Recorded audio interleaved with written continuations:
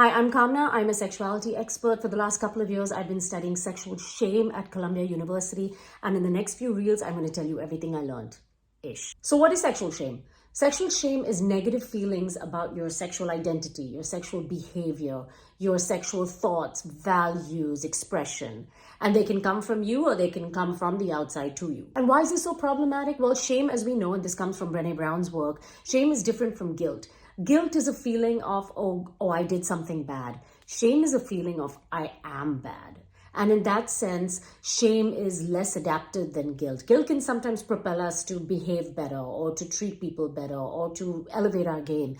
Shame, because it cuts at the essence of who you are, can be really, really debilitating and it can have long-term effects, as I'll talk about shortly. And of every single person that I've talked to in my private practice, as well as in the research that I've conducted, they all experience shame. It doesn't matter whether they're male or whether they're female. It doesn't matter whether they were born in India or they were born in Australia or they were raised in America or they were raised in California or they were raised in Alabama. It doesn't matter if they were raised Hindu, Muslim, Christian, Jewish, we all have it. And therefore, it's really, really important that we understand it so that then we can heal from it. So how does sexual shame impact us on a daily basis? In very widespread and important ways. Number one, higher sexual shame is linked with higher mental health problems, depression, anxiety, low self-esteem, low confidence, and more. It is linked directly to sexual dysfunction, erectile dysfunction, lack of lubrication, pain in the groin and in the anogenital areas. It's linked to relationship issues, the inability to truly develop an intimate relationship with somebody, the ability to truly connect. And what happens is in those situations, when you feel sexual shame and you're unable to connect, people tend to withdraw more, which leads to more isolation, but more feelings of loneliness, depression. You know where this spiral goes. People who experience sexual shame are also less likely to seek treatment. And think about all the things that I've talked about. Mental health issues, body image issues, relationship issues. And also people who have experienced abuse are less likely to come forward because of the shame they experience and the shame that's around this topic all around. So where do we pick up sexual shame? Where do we learn it? Everywhere. When you're a child, if your parents are very hush-hush about topics like intimacy and relationships and sex, or if they're negative about it, and if you very naturally found yourself playing with your body when you were 5 or 6 years old and somebody told you that that was bad and that was a sin and you were a terrible person, or if you were playing with somebody else when you were that age and somebody told you it was bad or a sin, yeah, you picked up sexual shame at that point. Again, that's pretty much all of us, so don't lose heart. Teenage years, when kids are really getting exploratory and they're trying to figure it out, oh my God, what do we do to them? We put a lot of shame around menstruation for young girls. Like in India, when you buy pads or you buy tampons, they're still given to you wrapped in a brown paper bag. Like, are you shitting me? But you can buy condoms, no problem, right? So that's all part of sexual shame.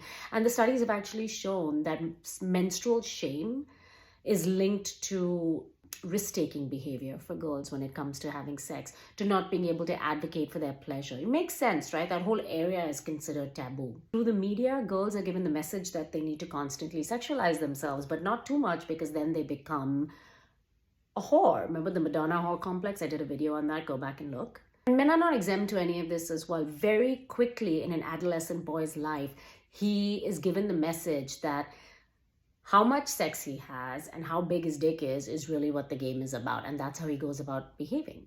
And anything that deviates from these norms leads to an experience of shame. Come to adulthood, we are in a very goal-driven, productivity-focused society where things like intimacy and leisure and pleasure are really not considered for serious-minded people. That's why we have a lot of relationships that are in sexless marriages. We'd much rather spend our days driving our kids around than sitting around and trying to develop an intimate relationship with our partners.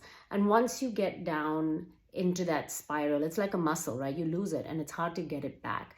And also people don't really create space to talk about things that might be bothering them. Like for instance, stress is a big factor in erectile dysfunction, but if you don't have that relationship with your partner and you haven't spent the time trying to develop an open and safe space, then how the fuck are you going to tell your partner that you can't get your dick hard because you're upset that you might lose your job? Shame, shame, shame. So much shame around all the standards that we think we're supposed to adhere to, but we don't really create the situations in which we can adhere to them. Also, some of those standards are really messed up, as you can gauge. Finally, we come to old age, seniority, maturity, whatever you want to call it, midlife, who knows, that bar keeps moving. But we've been told through a patriarchal mindset that, yeah, sex is really for reproduction. So once you're done, once you hit menopause, women should not be allowed pleasure. They should not be allowed sexual energy and sexual excitement. And that's all bullshit, because the research shows that you can have sex, good sex, way into your 70s and your 80s, but we don't want to see that. We don't want to talk about that. We shame women that are after a certain age wearing certain clothes, right? Oh my God, she's not dressed appropriately, she's not acting appropriately for her age. What the fuck does that even mean? Yeah, Viagra is $1 billion industry, but what about mechanisms for women to have more satisfactory sex? Shameful if you ask, right? What do you think keeps older women from asking their doctors and for pushing forward and saying, hey, listen, my sexual experience is important to me at this age?